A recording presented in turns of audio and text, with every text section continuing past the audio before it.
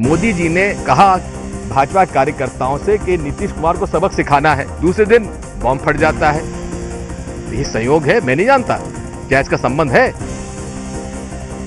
बोधगया में भले ही 10 बम रविवार को फटे थे, लेकिन सोमवार की सुबह कांग्रेस महासचिव दिग्विजय सिंह ने जो बम फोड़ा उसने राजनीतिक तूफान खड़ा कर दिया है। ये ग्रसित मानसिकता और हताशा का एक प्रदर्शन है। वो वैसे ही व्यक्ति है दिग्विजय सिंह जिन्होंने ओसामा बिन लादेन को ओसामा जी कहा था। विकारग्रस्त लोगों को चिकित्सा करनी चाहिए। वो अपनी नौकरी में लगे हुए हैं, उनको कुछ न कुछ बोलना है, इसलिए बोलते हैं। ऐसा नहीं कि दिग्विजय ने सिर्फ बीजेपी के नेताओं को ही निशाना बनाया। एक साथ दिग्विजय ने मीडिया से लेकर दिल्ली पुलिस और खुफिया जानकारियों पर भी सवालों के गोले दाग दिए। भाजपा और मीडिया अप्रमाणित सोर्स का ध्यान दिलाते हुए कहते हैं कि म्यांमार में मुसलमानों के साथ ये घटना हुई थी, इसलिए शायद मुसलमानों ने बोधगया पे अटैक किया। क्या आप लोग रिस्पॉन्सिबली एक्ट कर रहे हो कि नहीं कर रहे हो? अब दिग्विजय सिंह को कौन बताए कि मीडिया बिना तथ्यों के कुछ नहीं कह रहा। दिग्विजय सिंह शायद दिल्ली पुलिस की इस प्रेस रिलीज को पढ़ नहीं पाए हैं। इसमें साफ साफ लिखा है कि बोधगया इंडियन मुजाहिदीन के आतंकियों के निशाने पर है। पिछले साल ही पुलिस ने न सिर्फ मीडिया को इस बात की जानकारी दी थी, बल्कि बिहार सरकार को भी अलर्ट भेजा था ताकि सुरक्षा पुख्ता हो सके। दिल्ली के अलावा इनका प्लान था बोधगया के हिंदू टेम्पल में अटैक करने का। इसकी सूचना हम लोगों ने बिहार पुलिस को दे दी है कि वहां पर पर्याप्त सुरक्षा के इंतजाम रखे जाएं। दिल्ली पुलिस ने तब गिरफ्तार आतंकियों के हवाले से दावा किया था कि इंडियन मुजाहिदीन के आतंकी म्यांमार में मुस्लिमों पर हुए अत्याचार के जवाब में हमले की साजिश रच रहे हैं। लेकिन दिग्विजय अब उस दिल्ली पुलिस के दावे पर सवाल उठा रहे हैं जिसके मुखिया देश के गृह मंत्री सुशील कुमार शिंदे हैं। माननीय रविशंकर प्रसाद जी दिल्ली पुलिस सोर्स का उल्लेख करते हुए पूना की घटना का उनको जोड़ते हैं बिहार की घटना से। इन्वेस्टिगेशन पूरा हुआ नहीं है। दिग्विजय सिंह से और कुछ अपेक्षा नहीं की जा सकती। कांग्रेस पार्टी कई बार कह चुकी है कि दिग्विजय सिंह हमारे अधिकृत प्रवक्ता नहीं है, इसलिए उनकी बातों पर मैं क्या कहूँ। जो पॉइंट आउट जो चीजों को उन्होंने किया है उस पर मुझे नहीं लगता है कि किसी पर कोई आक्षेप इन्होंने किया है। दिग्विजय आरोपों का पुलिंदा लेकर यहीं नहीं रुकते, लेकिन देश के गृह मंत्री साफ साफ कह रहे हैं कि बिहार में हमले की आशंका का अलर्ट पहले से ही था। तो सवाल ये कि क्या दिग्विजय सिर्फ बीजेपी और नरेंद्र मोदी पर निशाना साधने के लिए ही ब्लास्ट को अपना हथियार बना रहे हैं? क्या ये राजनीतिक रोटियां सेकी जा रही हैं? क्या दिग्विजय सिंह राजनीति कर रहे हैं? इसी सवाल के साथ हमारे साथ हैं कांग्रेस से जगदम्बिका पाल जी और बीजेपी से उनके सामने सिद्धार्थनाथ सिंह जी। एबीपी लाइव के अंदाज में ये बहस होगी, दोनों को बराबर का वक्त मिलेगा। लेकिन सवाल पहले जगदम्बिका पाल जी आपसे, ये दिग्विजय सिंह जी ने जो कहा, ये इस तरह की राजनीति अभी धमाके के अगले ही दिन, इसी को तो राजनीतिक रोटियां सेकना कहते हैं। नहीं मानेंगे आप? नहीं, बिल्कुल दिग्विजय जी ने जो कहा, या कांग्रेस पार्टी हमेशा कहती है कि हम आतंकवाद पे कोई राजनीति नहीं करती है। उन्होंने जो अतीत की घटनाएं हुई हैं उसकी परिप्रेक्ष्य में उन्होंने एक संभावनाओं की बात कही। आपको याद होगा कि मालेगांव में कुछ एक संप्रदाय के नौजवान बच्चे 6-7 वर्ष जेलों में रहे और बाद में कोर्ट ने कहा कि वो बेगुनाह थे, और उसमें फिर कर्नल पुरोहित और प्रज्ञा सिंह आई। तो अब जिस तरीके से इस तरह की घटनाओं में आज एक जांच है, उन्होंने कहा कि इसमें क्या संबंध है, ये उस जांच का विषय है और जांच वाले एनआईए को अवसर दिया जाना चाहिए। तो जब कोई जांच हो रही, इतनी गंभीर घटना आतंकवाद की हो गई है, 10-10 विस्फोट हुए हैं, तो उस आधार पे उन्होंने कहा कि एनआईए को कोई अभी किसी ने स्वीकार किया नहीं, चाहे इंडियन मुजाहिदीन हो चाहे और कोई आतंकवादी संगठन हो।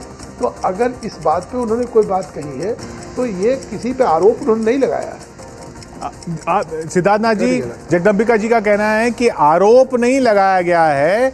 ये दिग्विजय सिंह ने सिर्फ इतना कहा है कि जब अभी जांच होनी है उससे पहले ही निष्कर्ष पर न पहुंचा जाए।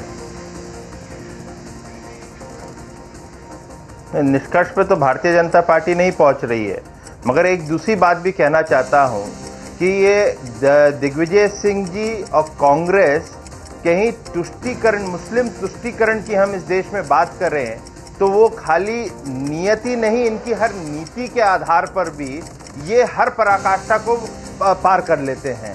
और यहाँ पर अभी 24 घंटे 48 घंटे नहीं हुए इन्होंने एक अपना शगुफा छोड़ दिया। अब दिग्विजय सिंह पे कहीं टिप्पणी करनी थी तो अलग बात है, उस पर करनी भी नहीं चाहिए, क्योंकि ये आदमी की जो मानसिकता है उस पर कितने भी कमेंट कर ले, कोई फायदा नहीं। लेकिन कांग्रेस अभी तक एक बहस चला रखी थी कि सेंटर और स्टेट की, सेंटर देता है इंफॉर्मेशन सिक्योरिटी की स्टेट को, और स्टेट ने कोई काम नहीं किया।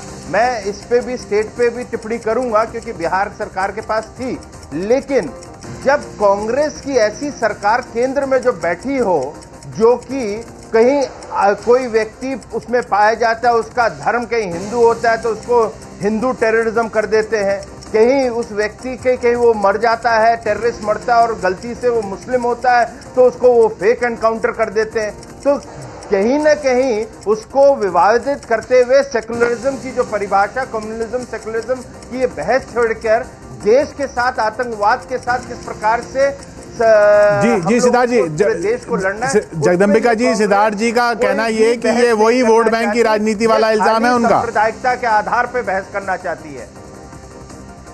वोट बैंक की राजनीति तो सिद्धार्थ जी अब कर रहे हैं। एक हफ्ते पहले तक नीतीश जी की सरकार में थे, एक हफ्ते में हटते ही सीपी ठाकुर जिनके भाजपा के अध्यक्ष थे, उन्होंने कहा बिहार टेरर का हब बन रहा है। आज एक टेरर की घटना हुई, उस पर अगर राजनीति भाजपा नहीं और सिद्धार्थ की पार्टी नहीं कर रही है तो जिस तरह से बंद की काल दे दिया, मतलब आज आतंकवाद एक अगर कहते हैं कि चुनौती है तो राजनीति तो आज भारतीय जनता पार्टी कर रही है। कि कल तक तो वो सब चीज़ स्वीकार कर रहे थे कि चाहे वो एनसीटीसी का गठन केंद्र सरकार कह रही थी कि भाई अगर काउंटर देना है सिद्धार्थ जी, वो इसमें सिद्धार्थ जी का जवाब लेना चाहेंगे। सिद्धार्थ जी, जगदम्बिका के साथ खड़े कह रहे हैं वही देश भी देख रहा है कि आप कल तक तो उस सरकार में शामिल थे, आज उसी सरकार को बोल रहे हैं। जिस सरकार में हम शामिल थे हम उससे पल्ला नहीं झाड़ते। जो कार्यकाल 7.5 साल हुआ उसके ऊपर जितनी जिम्मेदारी हम भी लेते हैं, मगर वहां पे भी उस सरकार के दौरान जब हम थे तो नहीं कुछ हुआ, ये भी वास्तविकता है। दूसरी ओर भी हम उसको देखेंगे, ध्यान से देखेंगे तो कहीं कहीं वो जो गृह मंत्रालय या मुख्यमंत्री हैं वो दोनों नीतीश जी के साथ है, और कितना गृह मंत्री या मुख्यमंत्री कैबिनेट में इंटेलिजेंस इनपुट के ऊपर बहस करते हैं, ये भी एक विषय है जिस पे देखना चाहिए।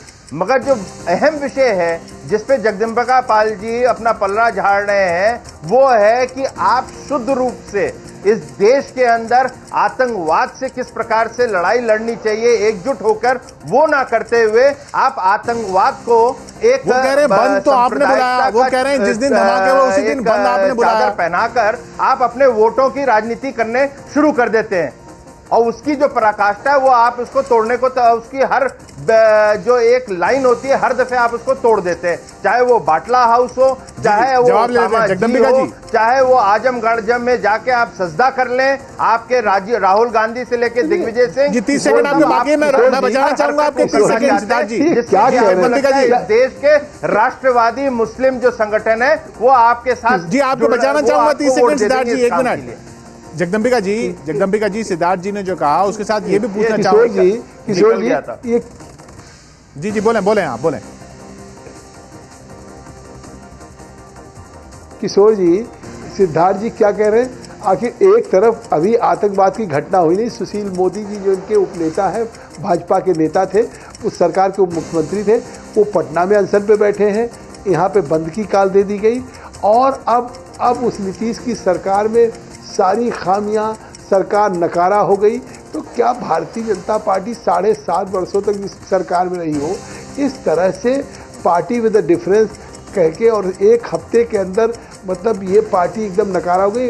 क्या जिस समय इनपुट्स आया था दिल्ली के पुलिस कमिश्नर ने दिया, और 3 चैनल के तरह से आया कि बोध गया का हिंदू टेम्पल इंडियन मुजाहिदीन के रेखी पे है या टारगेट पे है, तो उसके बाद दोनों इक्वल सरकार में शामिल थे। जगदम्बिका जी, रोकूंगा आपको यहाँ पर रोकूंगा आपको, कहना कि इसी इनपुट पर और मीडिया ने भी जो इस इनपुट को रिपोर्ट किया उसी पर दिग्विजय सिंह कह रहे हैं कि मीडिया और बाकी सब लोग इस निष्कर्ष पर कैसे पहुंच रहे हैं। भाई, ये इनपुट दिल्ली पुलिस ने अपनी प्रेस कॉन्फ्रेंस में दिया था, प्रेस रिलीज जारी हुई थी, उस पर मीडिया ने कहा, उस पर भी दिग्विजय सिंह को आपत्ति है, और उसका क्या आप जवाब देंगे जो दिग्विजय सिंह जी ने यह कहा कि नरेंद्र मोदी ने भाषण दिया कि नीतीश कुमार को सबक सिखाना है और अगले दिन धमाका हो गया। वो दोनों को कह रहे हैं मैं जोड़ नहीं रहा हूं, सिर्फ सवाल उठा रहा हूं।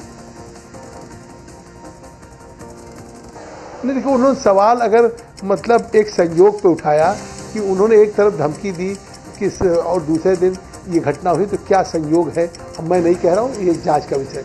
इसी तरह से उन्होंने ये भी कहा कि म्यांमार की बात पे जो कही जा रही है, तो म्यांमार की क्या मतलब बात जो उठाई जा रही है किसी पे इस तरीके से, तो ये भी जांच का विषय है कि जब तक जांच ना हो जाए हमको परिणामों पे नहीं आना चाहिए।